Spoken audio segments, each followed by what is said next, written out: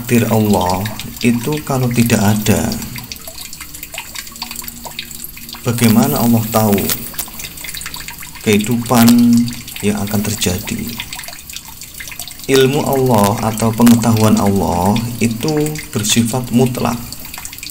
Segala hal Allah mengetahui, segala peristiwa Allah mengetahui, segala sejarah Allah mengetahui, bahkan sampai dedaunan yang jatuh kapanpun dan dimanapun Allah mengetahui. Ini pemahaman yang didasari pada pengetahuan ilmu Allah. Adanya yang maha tahu itu tentu tahu segala sesuatu tentang yang diketahuinya. Mustahil maha tahu itu tidak mengetahui segala sesuatu. Yang namanya juga maha itu pasti mengetahui segala sesuatu yang ada, yang terjadi. Kalau tidak mengetahui, berarti ada hal pribadi lain yang tidak berada dalam jangkauan pengetahuannya. Artinya bukan maha tahu. Dan bukan maha tahu ini tentu bukan sifat Allah. Yang termasuk dalam kejadian-kejadian yang akan terjadi ini berada dalam jangkauan kemutlakan kemahatauan Allah. Termasuk besok siapa yang di surga, siapa dari makhluknya yang di neraka, itu berada dalam jangkauan kemahatauan ilmu Allah.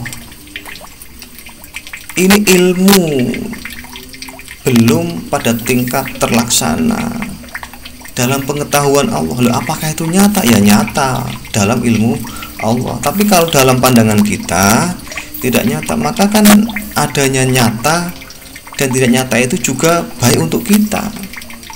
Nah, kalau semua nyata, repot kan kita. Kalau semua nyata kita repot. Misalkan begini ya, kita tahu besok kita masuk neraka, kan belum nyata. Nah, ada waktu kita itu untuk menolak kejadian itu karena belum nyata, masih dalam ilmu Allah. Lah, apakah ilmu Allah itu nyata? Nyata menurut pengetahuan Allah. Jadi menurut kita gaib, kita nggak melihat, kita tidak tahu. Maka jangan sampai kita berkeyakinan untuk apa kita ibadah, untuk apa kita rajin ngaji, untuk apa kita berbuat baik kalau toh akhirnya kita ditakdirkan masuk neraka. Ini pemahaman yang keliru. Jadi termasuk kejadian yang akan datang di neraka, di surga, kejadian besok hari, lusa, kejadian tahun 2002 berapa itu, kejadian yang akan datang, kejadian tentang hari kiamat, kejadian mengenai kerusakan alam semesta ini kapan. Allah maha tahu akan kejadian tersebut. Di mana? Di dalam ilmu Allah, bukan dalam kejadian alam semesta ini, dalam ilmunya. Jadi Allah mengetahui besok itu akan ada ini. Alah, apakah berlaku? Ya berlaku. Allah maha tahu itu abadi, bukan diciptakan. Pengetahuan Allah itu abadi, kekal, dan itu nyata sebagai ilmu Allah. Saya katakan nyata sebagai ilmu Allah. Nah, menurut kita belum nyata, kita tidak tahu. Besok hari kita tidak tahu apa yang akan kita alami, apa yang akan teman-teman kita alami, apa yang akan dikerjakan oleh kita pun kita nggak tahu. Karena besok itu adalah milik Allah. Makanya bahkan Rasulullah pun dilarang mengatakan pasti untuk hari besok. Apalagi kita yang bukan Nabi. Nabi itu maksum loh, dilarang untuk menyebut pasti saya akan datang besok, saya akan begini besok. Hukumnya tidak boleh. Ini ilmu, masalah pengetahuan. Jangan sampai kita itu salah paham mengenai takdir ini. Jadi kalau pertanyaannya, apakah kejadian besok, nasib kita bagaimana di dunia ini selama kita hidup, kemudian nasib seseorang dan kita juga sama bagaimana besok di akhir, itu sudah ada takdirnya masing-masing. Siapa yang tahu? Allah, menurut ilmu Allah, bukan ilmu kita. Kalau ada yang mengatakan belum ada takdirnya, ya tidak masuk akal. Ini logika mana yang bisa menerima? Kalau belum ada takdirnya, Allah berarti nggak tahu kan? Allah nggak tahu kan berarti dia berkontradiksi dengan keilmuannya sendiri. Tidak masuk akal, nggak logis. Jadi kalau Tuhan yang Maha Tahu, Allah yang Maha Tahu, besok tidak tahu kejadian di alam dunia ini, kemudian kejadian besok juga Allah nggak tahu di neraka atau surga kita ini, berarti dia tidak sempurna pengetahuannya, dan juga sebuah kelucuan kalau Tuhan nggak tahu. Jangan jadi Tuhan kalau nggak tahu.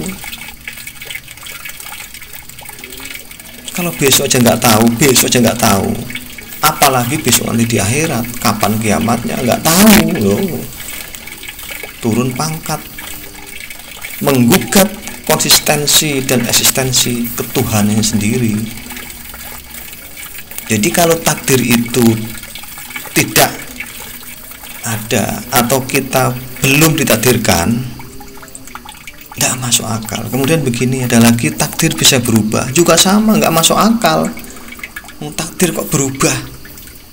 Misalnya begini ya, itu nanti si A itu kejadian besok akan membeli roti.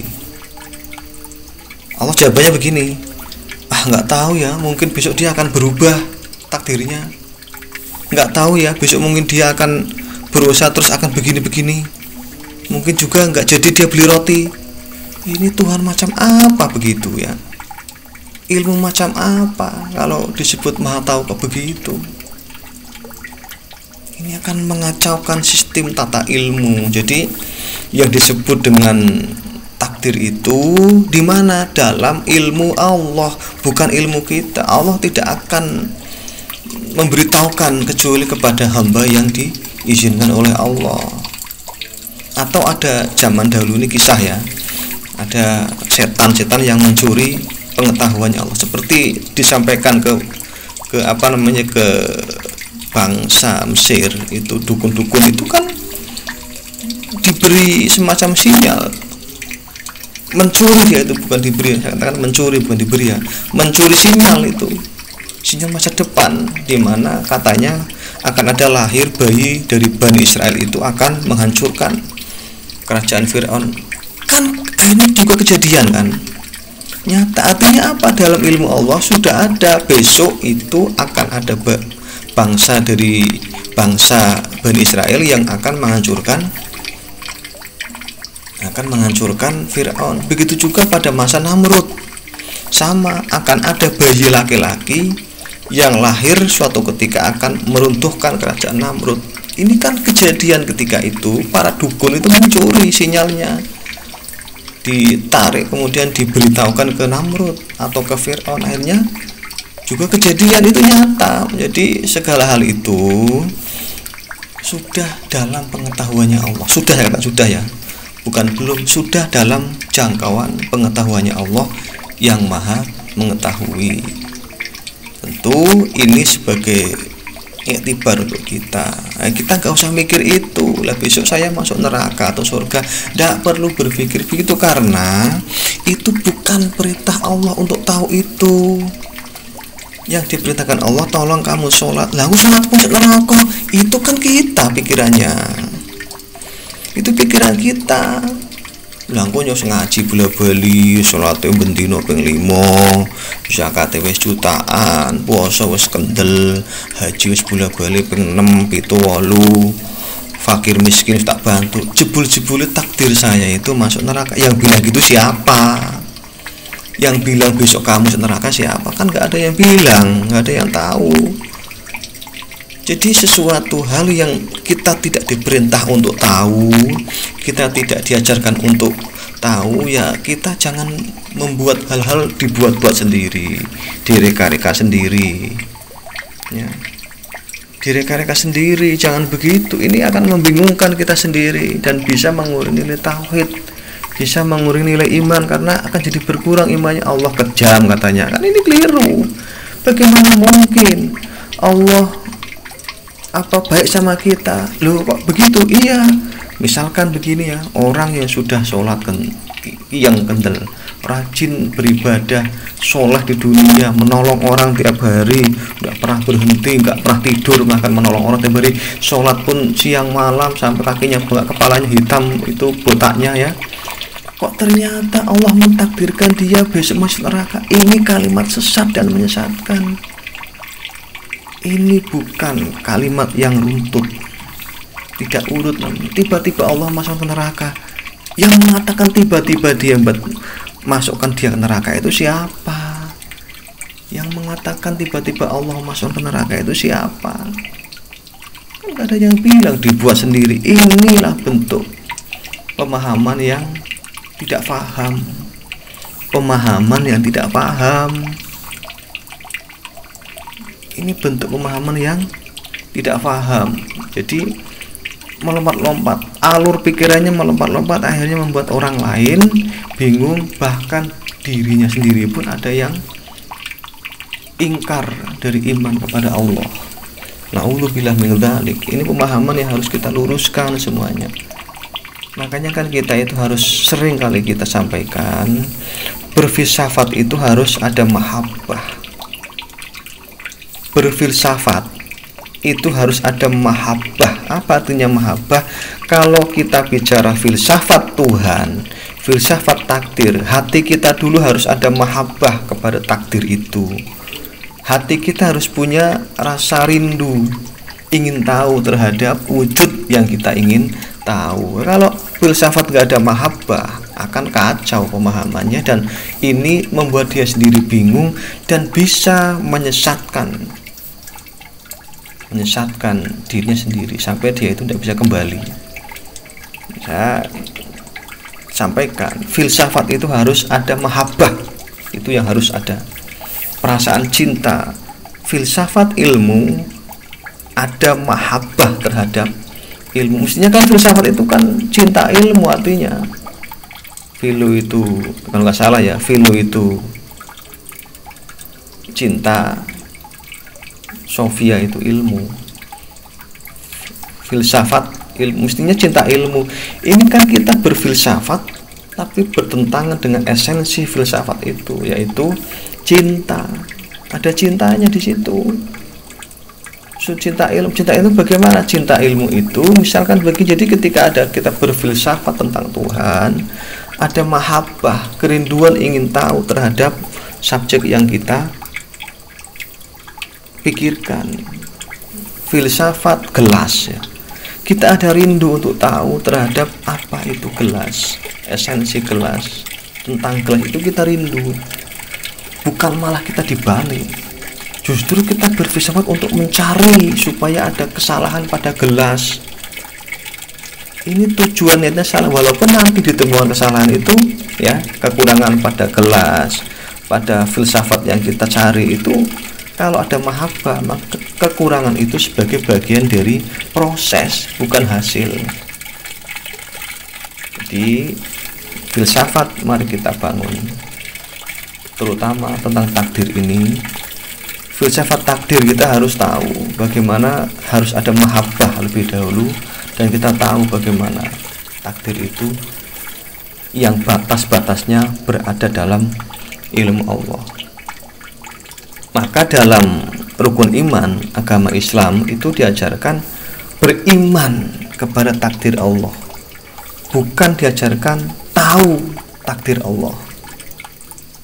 Kalau sudah ingin tahu takdir Allah tanpa mendasari diri pada iman kepada Allah, dikhawatirkan nanti timbulnya adalah ingkar, atau belum selesai dia berpikir terus menyimpulkan. Ini kan Jadi membingungkan orang, membingungkan dia sendiri, orang lain ikut bingung kan, nanti bingung masal. Terus siapa yang tanggung jawab nanti kalau bingung masal itu? Nah, berpikir runtut lah, jangan tiba-tiba menjadi ingin tahu semuanya, ingin semuanya selesai, ingin ada itu belum ada kesimpulan, itu harus terus bersambung dan terus bersambung. Demikian.